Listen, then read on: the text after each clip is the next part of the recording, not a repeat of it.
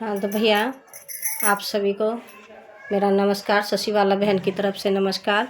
सुनिए, आज मैंने एक वीडियो देखा था, उसमें जौनपुर का एक केस है। अनुराग करके बेटा था, उसको उसके गला काट कर हत्या कर दी गई है। उसी के मतलब अनुराग यादव था और दूसरी पार्टी भी यादव ही थी, पास पास में मकान था। तो उनके मकान पर कोई विवाद चल रहा था, 40-45 साल पुराना केस था। तो उन्होंने क्या किया, कितना गलत काम किया भैया। कि उसने उनके पापा, अनुराग के पापा तो कहीं कलकत्ता में ड्यूटी कर रहे थे। कोई अपने भाई कमाने के लिए जाता है आदमी, और उनकी 5 बेटी हैं, एक बेटा था। जब उनको पता चला कि मेरे बेटे को गला काट के मार दिया गया है, एक बात सुनिए भैया, जब बाप ने ये खबर सुनी होगी अकेले बेटा की कि मेरा बेटा गला काट के मार दिया गया है, उस बाप के पैरों तले ज़मीन निकल गई होगी। कितना दुख हुआ होगा उस बाप को, पूछ के देखिए उस बाप पे कैसी बीती होगी, किस तरह से वो बाप अपने घर आया होगा। और जब उस बाप ने अपनी बेटा को देखा होगा तो उसकी छाती फटी की फटी रह गई होगी।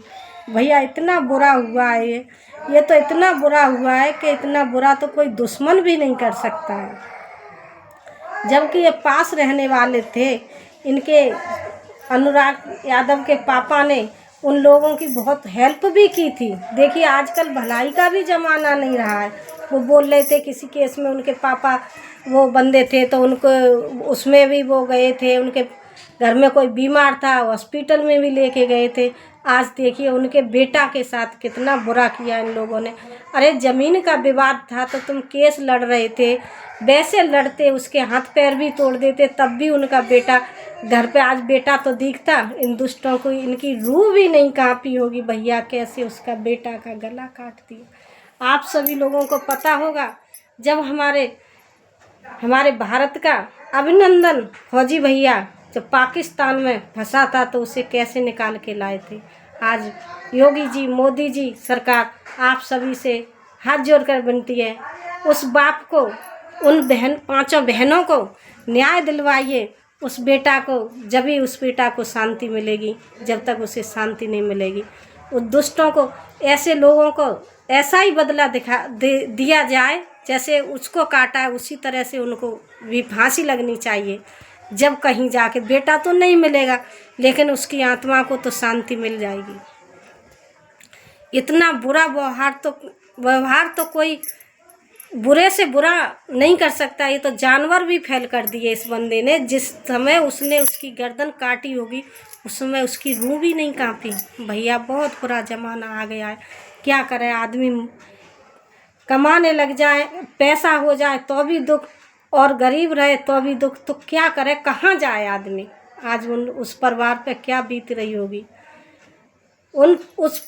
उसकी माँ के दिल पे हाथ रख के देखिए, जिसका अकेला बेटा था, ठीक है। उन बहनों के दिल पे हाथ रख के देखिए, उनका एक सहारा, एक भाई था, छोटा था, लेकिन आज उनके बीच में वो बेटा और भाई नहीं है।